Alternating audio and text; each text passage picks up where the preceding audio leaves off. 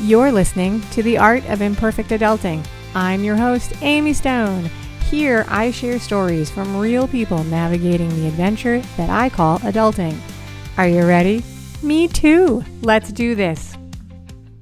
Well, hello, friends. In this episode, I'm going to introduce you to Moira Mills.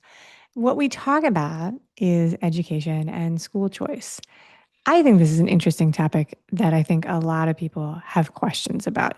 And Moira's story is unique and interesting. I will say, I am kind of very chatty in this interview. I could feel it while we were doing it. I'm not exactly sure what's going on today, but I was so chatty in this conversation, but I definitely am. Anyway, Moira shares in our conversation. She shares her personal education background as a kid.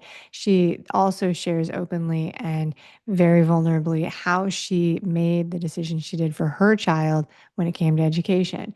And I push her on these a little bit. I asked some potentially hot button questions about things including religion, curriculum choice, socialization options, and she shares her personal answers. And you guys, this is a thing that I think is actually pretty courageous because one of the things that I've experienced and that I've seen myself and in other people is that as a modern day parent, when we go not just make these decisions, but go public about the decisions for why we do things for our kids, the reality is that there are sometimes many other adults who have strong opinions about the things that we are doing for our children. And so it does take guts and courage to speak up and say, I'm doing this thing that may not be seen as being mainstream, but here's why. So I want to thank her for doing that very much. I think you're really going to enjoy this. So let's get to it. Moira Mills, welcome to The Art of Imperfect Adulting. I'm super happy you're here. Are you ready for a fun chat? I'm so ready. Let's do it. I start all of my interviews with the same question, which is what part of the world do you call home? Well, it's such a good question. The whole eastern half of the United States of America is currently what we call home. I love it. We're going to talk more about that. I was looking forward to your answer. I almost didn't ask you that question because I knew I have some background that I knew that would be an interesting thing. But Eastern. Okay, I'll come back to that. The topic of the day is schooling, and we're going to get to that in a second. But first, I have one more warm up question for you. So it's summer. We're recording this in August. I live in the tropics. Last week, we were experiencing some weather phenomenon called like a heat dome or something. I think they make these things up every week. I have no idea. But anyway, this random question is, what is the warmest temperature weather-wise that you remember, like in your living experiences? So when I was living in LA 15 years ago, I remember it hitting 105.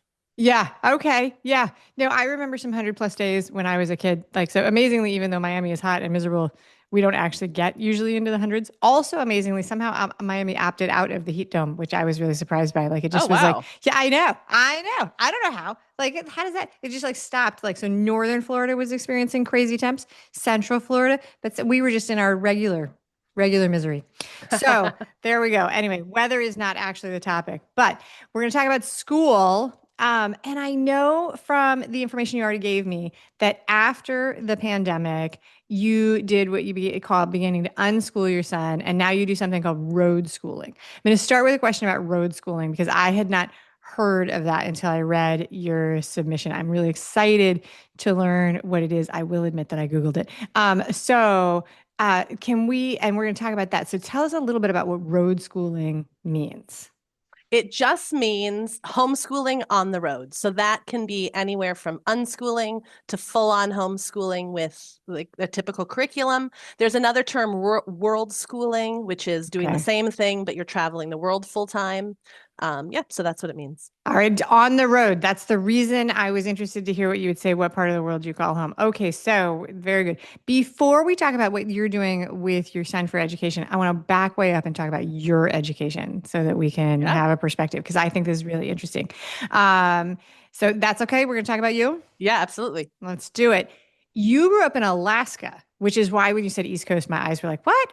Unexpected. That by itself is something that a lot of people might find interesting. What part of Alaska?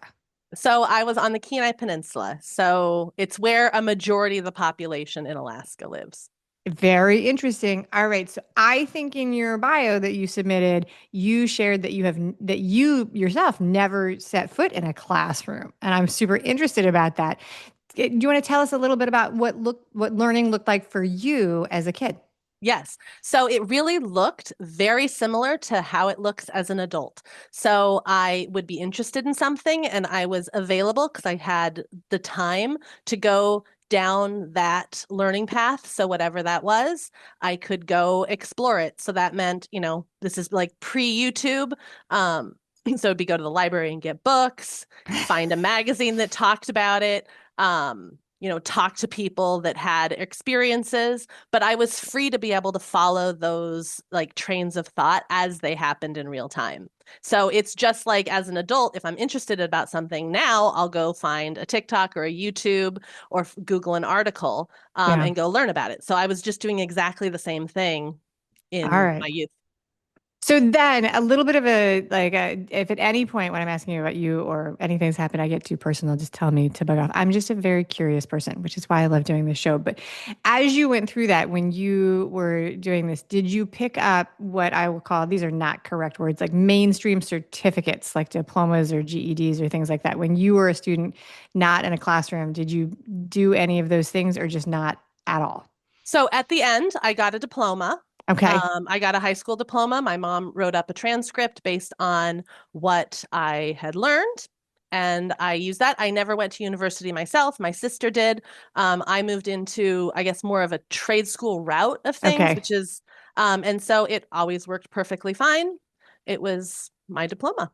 All right. No, that's the reason I'm asking because, like, I think that it is more people are doing out of box, like not face to face school options than probably ever before. But it is one of the confusion points if you grow up in a system with where this is the path that you're offered. People are like, oh, but what do you do? Right. And I Yes. think there are a bunch of, I'm not an expert on this, but I think there are actually a bunch of different ways to do it. And it depends on, really helpfully depends on where you live. So was this like a choice that your parents made when you were a kid that they did not want to put you in a school, or was it like you were like, no, I never want to do that?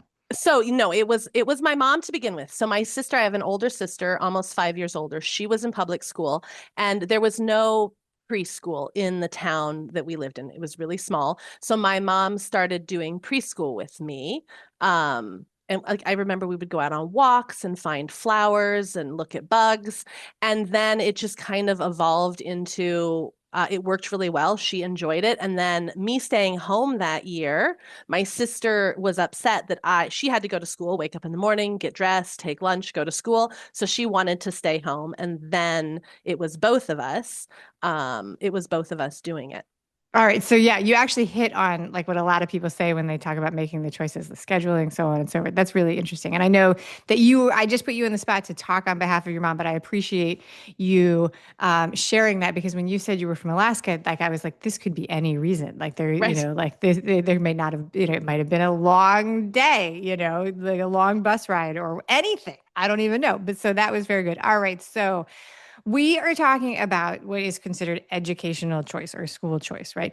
Yep. This can be something that intermingles with people's like big belief categories. This can be Yep. a thing that people do that, right? So, but and one of the things that I have started asking people when I talk about school choice, just putting it on the table, is whether or not there's any part of it that is a faith-based conversation, because that is one of the reasons that people choose either parochial schools, traditional in-house, or a homeschooling community. Was faith a reason at any point that you or your parents, as far as you know, made this decision? No, and I think it was interesting because as a child, that was the kind of stereotype is that it was always that was the choice. And so I remember being very aware that that's what people assumed growing up. Oh, okay. Um, and being like, no, that's not why. I think maybe it kind of evolved into something like that a little bit, like once I got into the older years. My dad specifically didn't like some of the things that were being taught, but it really wasn't. My mom was kind of a hippie from San Francisco. And she just always did things a little different than, everybody that we grew up around. So I think it was just her really loving being a mom and wanting to explore these things. And then it just kind of not really intentionally those first couple years, just kind of kept flowing into that. And then it was more my dad saying, no, actually now we don't want to put them in school. I want to keep them. And it shifted. I think the intent shifted a little bit in those later years.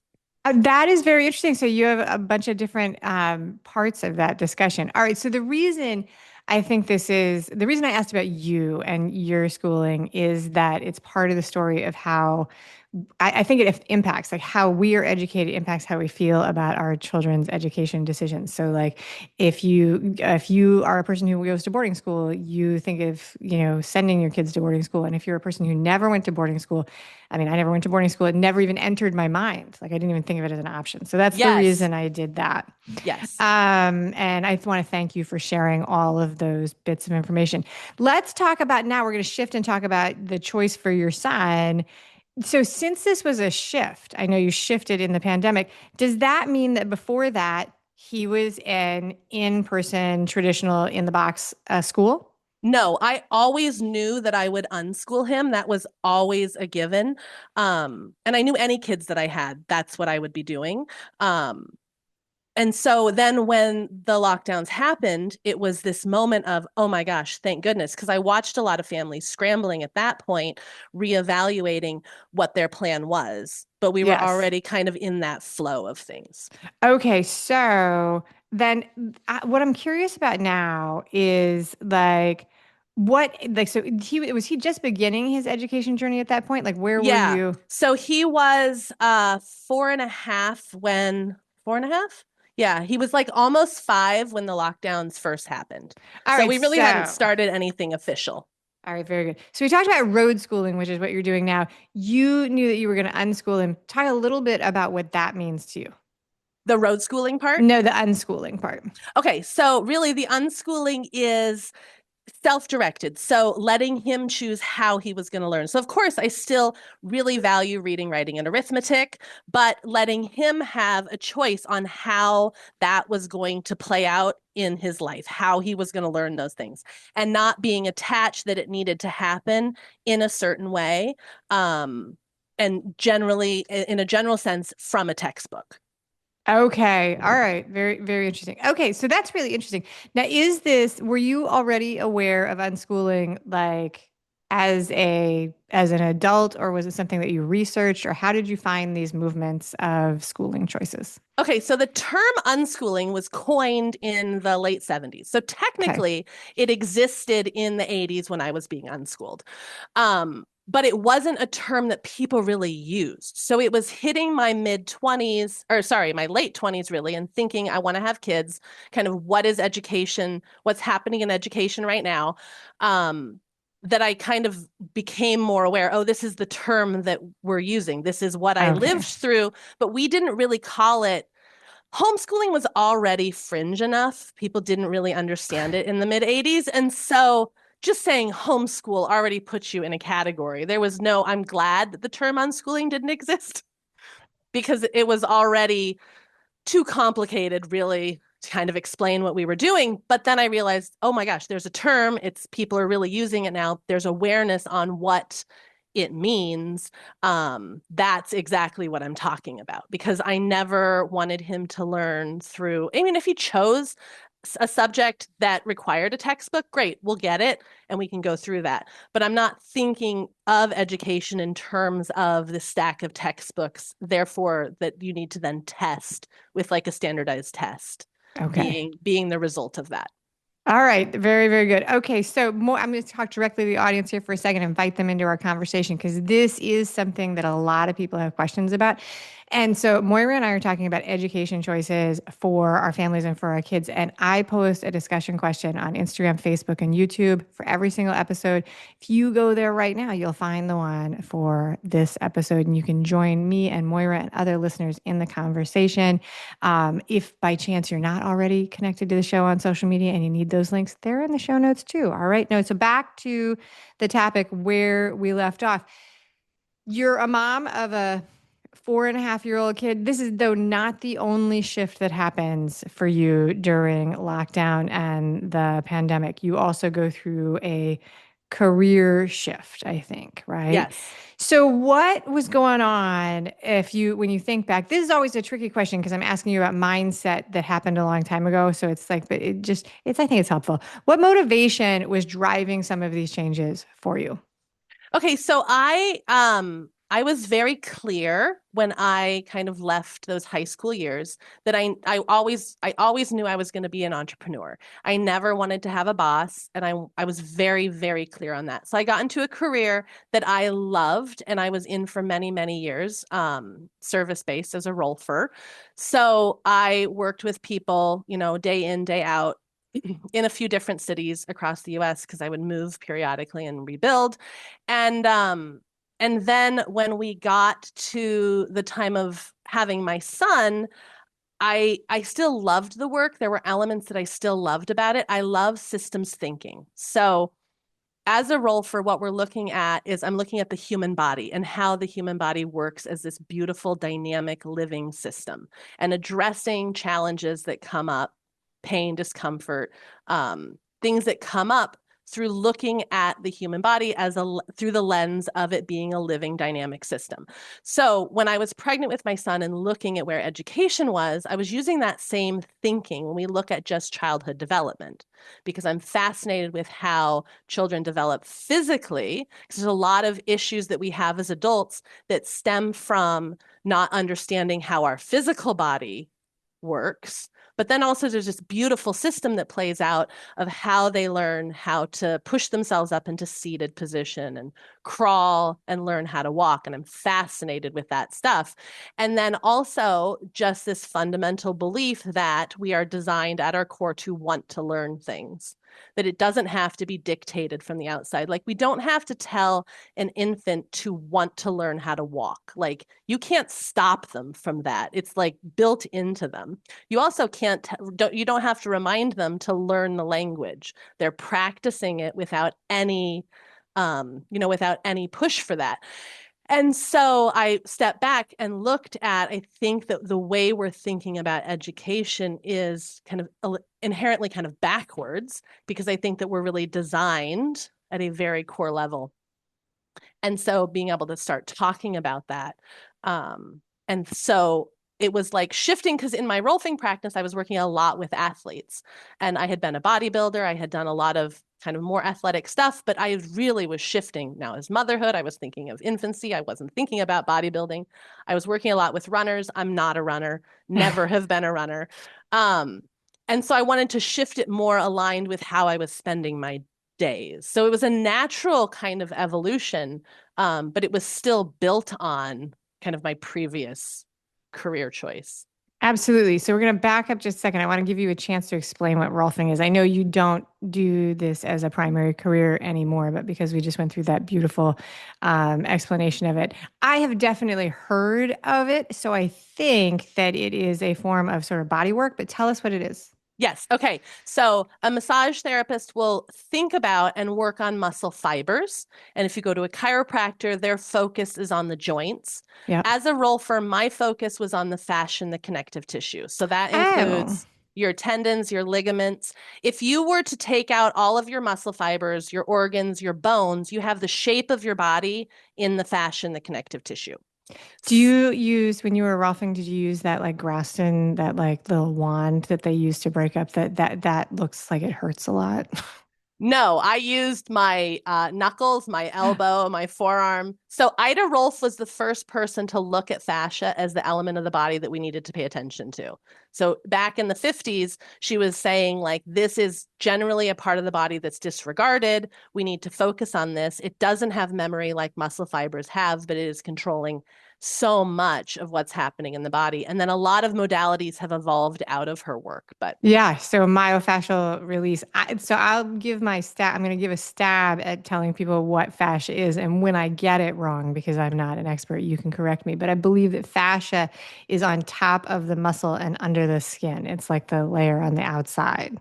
Like, is that so right? the way that we actually got hands-on and like learned about it is we had gummy worms and saran wrap.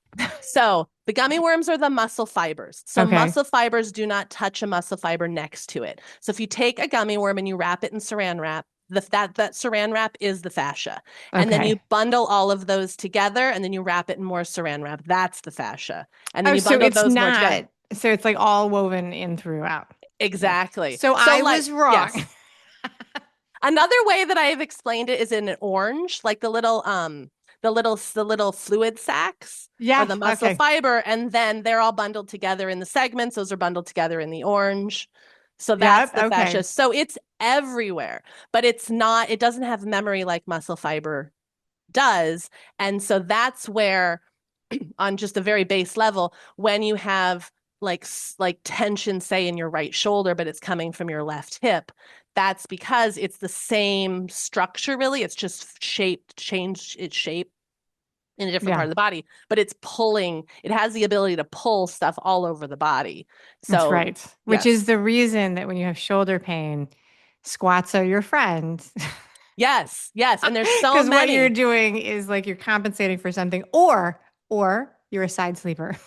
Yes. Uh, anyway, off topic. Holy cow! Sorry, but thank you for that. So you were doing a very physically intensive service-based job. You become a mom. That process of becoming a parent is like changes the way like most of us think about everything from the food we put in our body to where we live and all of those things. So you shift as many people do. One of the common themes in the conversations I have is that we sometimes think when we're planning our lives when we're young that there are no shifts that will come, but there are many shifts. So it's normal. It doesn't mean we've done anything wrong. I think that you did a wonderful job of tying it together because sometimes when we make a shift, it looks like it's a right turn into like a field out of nowhere, but often there are similarities. And so you're thinking about your work in Rolfing to education and your role, your new identity and role in your family. Yes. So, quick question about this, just without, you don't have to tell me all the ins and outs of your family and all the things, but were there other adults around making the decisions about schooling for your son with you? Like, were there other family members voicing opinions and telling you what they thought you should do? No, and that was very intentional. I became a single mother by choice. So I very intentionally made the choice because knew that I was very opinionated when it comes to these choices, and I didn't fully trust my ability to choose someone that would be very aligned with all of that. And I was unwilling to compromise on a lot of these decisions. So I, yes, very intentionally became a single mother to avoid all of those challenges. So Yeah, I'm because sorry. it is a thing that when you I mean, when you make choices for your kids, whether it's like what you feed them or where you send them to school, sometimes strangers will tell you that they have thoughts about what you're doing. It's a great part of being a modern human being, by the way. All right, so this starts with lockdown. Where are you in Alaska at this point, or where are you when this starts? No, I was in upstate New York. I was actually in Albany. So I was right Okay. in the capital. Very good. So you're in Albany. You go through these changes. You've got this Rolfing practice, so on and so forth. Then we hit lockdown, right? And you're making Yes. these education choices. You are aware and committed to unschooling already. When and how does this shift to road schooling? So I decided that I was not happy with our current location, but I didn't quite know where I was meant to settle. There's lots of options, and I knew I could build my practice. At the time, I was thinking I would still build up my Rolfing practice. So I knew that I could do that kind of anywhere, and I didn't have a lot of requirements. I don't have extended family really around. So I didn't have a pull to any specific location, and I absolutely did not feel held to New York. I've spent a lot of the last 20 years in and out of New York, but it didn't really hold me at all. And so then it was like, well, where do I choose? And I see upsides and downsides to lots of different locations. And then I thought, when I went back to my 20s, I did a lot of traveling in Europe. I did the whole backpack across Europe and stay in hostels. And I loved that. And I thought I would live on the road at that time for a long time. So then it just kind of all just made sense. Let's just travel around this country. It's so massive. I haven't done a lot of traveling here. I'd always dreamed of going down the East Coast to Florida, in like a motorhome. And then my son really vibed with it really well. It was so smooth. And as soon as we hit the road, I just felt happier. I Okay. just was like, this This is like my home place. I feel at my best when we're exploring new places. And again, if he didn't work well with it, I probably, I wouldn't have followed along with it, but he loved it. We got to the one moment that I remember is him trying barbecue in North Carolina. And we went to this all you can eat barbecue place owned by a family. They loved that he was from New York and they like brought him all these things to try. He's very open with trying food. So he loved it. And it just really captured this moment of this is where I feel like I'm at my best, where we're meeting new people, learning about different ways that people live. This is really what I'm meant to be doing. I knew this 10 years ago. I just was told, well, you're supposed to settle down and you're supposed to. And I fought so many of those shoulds in generally in my life that I think I was like, well, fine, I'll give in to this one. And then I was like, no, this one doesn't actually fit me either. Yeah, so should can be, it's not always, this is not like a rule of nature, but should can be a clue that the conversation we're having with ourselves, it has components from someplace else. Like, so whenever you feel like you should do something, it can be a societal expectation, a familial expectation, and just fill them all in. You might be outside of that. And that's not always necessarily a absolute sign that we don't want to do that. But I think that what you're talking about, and I'll put my own words on it, you can tell me if I get them wrong, is that it does give you the chance to ask yourself, oh, is this actually something that works for me? Like, is this Yes. working towards what I want to do? So because we're talking about school and your son is quite young at this point, but so unschooling and road schooling, are you using any sort of curriculum or benchmarks as you go through this, like at all, or are you making it your own? So no, not really. I mean, we're learning constantly.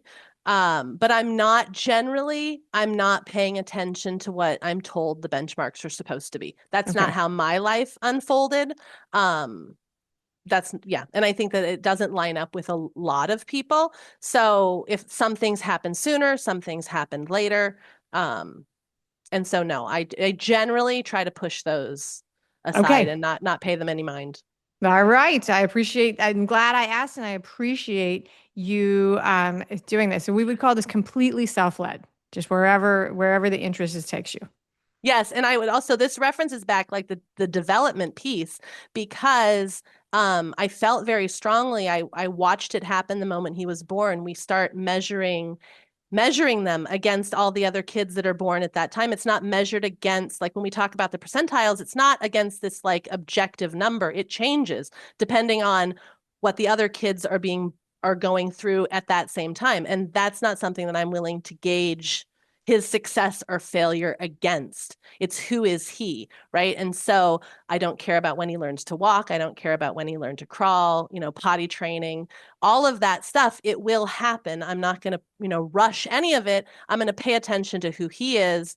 And, and he was riding a bike at 3 years old, but he didn't walk until he was 16 months or so. And so, that those early benchmarks is really where I was like, nope, I don't believe in any of this. And of course, we want to pay attention to like, in a way, certain benchmarks like making eye contact or like I was gonna certain say, things. yeah, yeah, So yeah. there are elements, but for a majority of things, all we get hung up, in my opinion, on all of these little pieces. It does not matter, if I was potty trained when I was 9 months old or when I was 15 months old. When I'm 30, it's irrelevant. So I'm not going to get caught up on that, in Yeah. his early years or his early months, really. Yeah, so to clarify that for people, we're not talking about benchmarks that are signifying that something needs intervention. So there are benchmarks we use, not we. This is like the royal we, like people who are specialists to indicate that something is really, really wrong. But you're talking about like guideline benchmarks. So he's normally progressing and there's no cause for concern. But like the benchmarks that are like you need to read by the first day of first grade. Yes. You like the walking one and the potty training one for the kids in my house. It's like those can drive you crazy. And I remember somebody saying to me a long time ago, a million years ago, they're like, I promise you, They are going, oh, and sleeping through the night. I promise you, they will sleep through the night before they move away to college. Like, it's like, this is not going to last forever. But, so the benchmarks can drive you crazy. They can drive Yes. you crazy. And they usually do come in ranges. My kids spent a lot of time in utero reading the books about when they were supposed to do it. So they tended to do things right. It was low stress for me. They Yep. tended to Yep. do things right, they roll over, lose their teeth, so on and so forth. But I've also been on the other side where something throws it off, and the professionals are like, "Don't ever look at this chart because you're not on it." Right. This so like even in the very regimented world, like there are times where they're like, "Nope, this is not for you."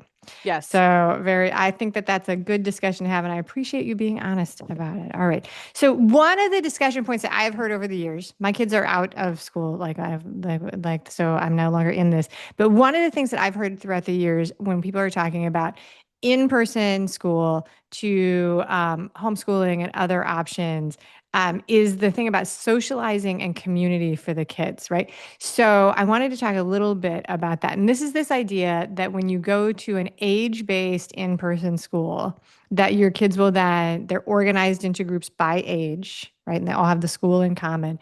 And Yep. so that becomes a community for them, right? So then homeschooling came up with, or maybe they always had it, I'm not an expert, like the pods and the homeschooling communities, right? And they would Yep. do those kind of things.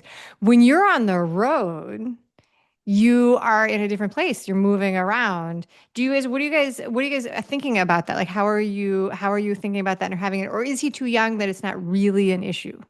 So no, it's definitely something that we talk about frequently. So there are thousands of families road schooling now. I mean, if you look at the world, there's millions of families living nomadically all over the world, and there are hubs, what are called hubs, all over. So you can go Oh, to Egypt. interesting.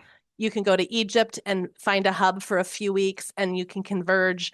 And there can be 20 kids from 5 to 16 for weeks. I mean, from the Dominican Republic to Australia here in the US. So these things are popping up everywhere because there's a need for it.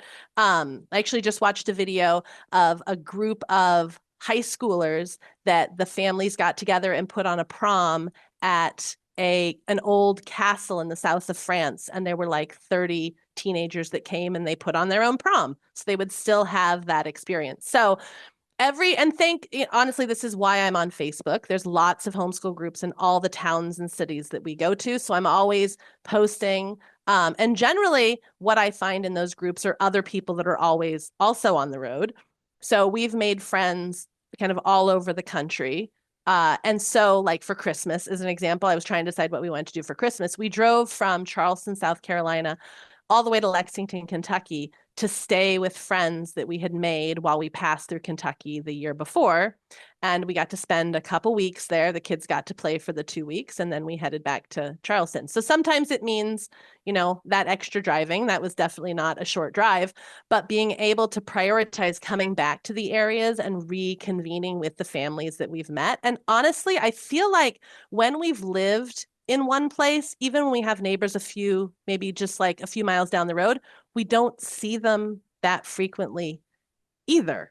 Yeah. Like we see them, I feel like sometimes more frequently, because it's like, well, we're in town for 3 weeks, we're going to pass by, we're going to facilitate being able to spend a lot of time together. Where I feel like sometimes when they're in our backyard, it's easy to forget and months go by that you don't make that possible. So that's a big thing. It's part of why we came up to the Northeast for the summer, because we have a lot of friends in Southern Vermont and in upstate New York.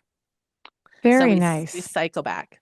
I actually knew somebody many, many years ago who had more money than most people and a couple kids, and their kids were in traditional school, but they took a couple of years off and did their version of homeschooling traveling. And it was like, and I was nominating myself to be adopted by this family because they were like, all right, so we're going to do, their kids are older. That we're going to do Russian literature. Actually, they weren't, I forget. We're going to do like Russian literature. And then we're going to like go to Russia for 3 weeks. And I was like, sign me up for this. I said, I will always remember that. Like, I have no idea how it went, but I was like, that is amazing. But so it's a very interesting idea. I could actually, probably ask you questions and talk to you about this all day long. I'm going to limit myself to one more question, which is about looking forward to the future. And so this is a really vague and ambiguous thing, but do you have any idea or any thoughts, or how will you figure out how long you want to continue doing this, or when and if you might say, you know what, now is the time, we're going to root in one spot for a while? So really the number one thing is if my son, his name's London comes to me and says, I'm done with this, Mom. I really want to have a more permanent home base and not go anywhere. And when that happens, I'm hoping that we then say, great, because there's this place that we really think that we would love to live permanently because we've seen so many places, and that we go to that place and settle in. Right now, there's a few top contenders. But honestly, the list keeps getting longer, not shorter. So that would be the number one thing when he says, I'm done with this. And right now he's pushing 10. So talking to different families, sometimes it happens around now, sometimes it happens more when they get into those kind of early teen years. I was wondering if there were benchmarks like that, because like the adolescent years is when, traditionally youngsters will begin to not want to hang out with mom quite so much. Yes. And so I'm going to be open to when that happens. And then, we can go from there. But our list keeps getting longer. We do want to go out over to Southeast Asia. London really wants to go to Japan. I'd like to spend some time in Central and Eastern Europe for a bit of Yeah. time. So we have several places that we want to pack in, but I feel like probably another couple years. I feel like once he gets closer to that 12, 13, he might That's go, a Ma, I'm done with this. Maybe, yeah, but who knows? I think this has been a really interesting conversation. One of the things that's different in my conversation with you than the other conversations I've had so far with people who have made schooling decisions like this is that you had a homeschool experience or an unschool experience, whatever words we want to use, yourself, and then you chose a path along that line. So I think that's really interesting. I appreciate you sharing so much of your personal story. In a second, we're going to do my final fun questions, but I want to give you a chance to talk about, because people are probably curious, right? So I always ask the people who are on the show to share what they're doing. But in conversations like this, where you're nomadic, you're a mom, you're doing things, people are probably very curious what you do for your business and while you're on the road and doing these things. So tell us what you do and how you want people to connect and follow you online. Yes. So it's the same lines of that systems thinking. We are all these living dynamic systems. So I help entrepreneurs with their branding using human design, which is it kind of pulls from a lot of different ancient kind of understandings of our energy and how it flows. And I also help families, especially families that didn't expect to homeschool, that are now, wanting to have their kids at home and are struggling with that transition from the typical school model that they probably had growing up into something different. But we can all hear that people are different from us, but it's really hard to understand what that means in day-to-day life. Yeah. Sometimes, and a lot of times, our kids are very different from us, and we can see that they're different from us, but understanding how to meet them in that place can be very challenging. So I both help families with that shift and entrepreneurs that are wanting to have businesses from a more authentically who they are place. And the foundation of that is human design. And so one thing that I offer people is to give them a free kind of blueprint of a very general view of how their energy works. And if it resonates, amazing, we can continue on and do more work. If not, it can be a fascinating thing to hear.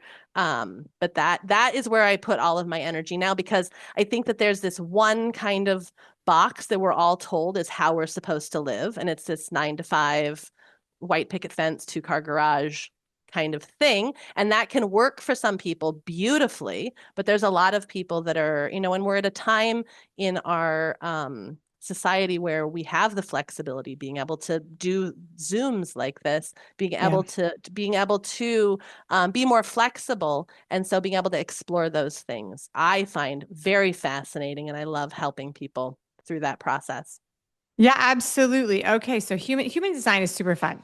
Human design. And you have a special offer for the audience, which is a full human design reading, because it's one of those things that's just like anything else. You can get like the quick free report by Yes. plopping in your email online, or you can do a full reading. And so you have a full reading, which is 60 to 75 minutes, where you do a deep dive with people.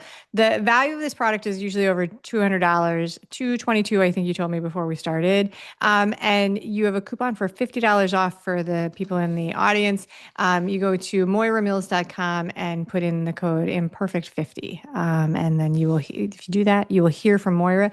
The easiest way for people who are listening and watching the show to get these links for all these offers is to be a subscriber to the Imperfect Adulting email community. It's fun, I promise. But then these links come straight into your email box and you can just click on them. You don't have to scramble for a piece of paper or rewind and try and write it down. It's a good thing. It's a very, very good thing. That is the easiest thing. I recommend it for everybody.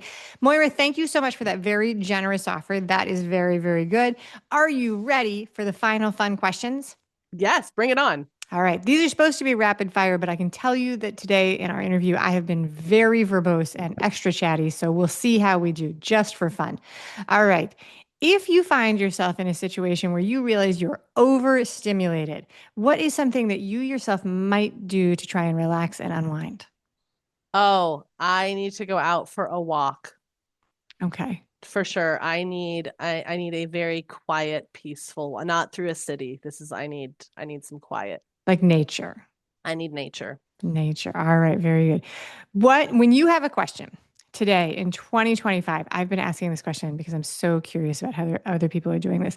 So when you have a question about something you want to know in 2025, where are you today going for answers? Is it like Google? Are you using an AI tool? Are you going to YouTube? Are you going to the library and hitting the card catalog? That would be old school.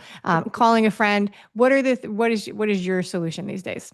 I tell you what, I have been fascinated with AI and I have been exploring how it is. So definitely I would say AI and TikTok. I go to TikTok and I just put in my little question. And what I love is I can get just some quick opinions on it. I can watch, 5, 10, 15 of those opinions, and then I can move forward with my research. I love those two. So it's interesting because I think everybody is doing it. And also I've heard people who have confessed that they are using TikTok as a first line research tool, specifically for this is what's happening in my life. And then there's pushback from people who are like, don't do your research on TikTok. It's so funny how we get these responses from people. I don't actually have an opinion. I'm just observing the scenario. All right. So do you subscribe as a person to any of these like pay for information type things, like an online magazine, a newspaper subscription, Substack, stuff like that? Are you a person who's signing up and paying for things behind the paywall? So I do when it comes to very specific business tools. Okay. And generally I have to really talk myself into it. So the ones that I choose are very, very necessary and very helpful. But in general, just for kind of my life, no, I don't think that I do. I think that I really utilize the free tools out there. I want to hear like lots of different opinions on something. Yeah. No, that question is inspired by every time YouTube asks me to subscribe to YouTube Premium. And I'm like, I will listen to 3 seconds of the ad and hit skip, I don't know if it's just me being cheap or like what, but I asked my kids, I was like, are people paying for this? Like who is doing it? And people are, I'm sure people are, but I'm just curious about it. All right. That's it. Moira Mills, this has been a wonderful conversation. I want to thank you for being a great guest today on the show. Thank you so much for having me. It was great. Thank you for listening today. I hope that you enjoy the show. And before I go, I want to encourage you to become a bigger part of the conversation. Obviously, subscribe wherever you're listening to the show. Listen to more episodes. That'd be great. Again, please write a review and tell your friends about the show. That truly is a great help for getting the show in front of new people. Okay, but more fun for you yourself. Head over to imperfectadulting.com and join the email community. You'll get some free stuff right away, and that way you'll begin to get the emails about the podcast. This includes the links for the special offers from the guests, and it's the only way to get that. Also, if you aren't in the mood to listen, I actually include an article directly in those emails. Whee!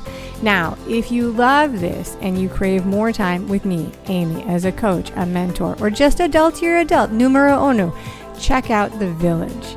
If you have a story you want to share with the listeners, I'd love to hear from you. I have an open application. Just let me know you want it. And that's a wrap for today. Until next time, remember, the journey is the destination. Ralph Waldo Emerson said that, not me. Well, until just now, I did just say it. But what I want you to hear today is that if your adulting journey isn't going the way you expected, that may not mean that you're lost. It may just mean that you're on your way. This is Amy Stone, signing off.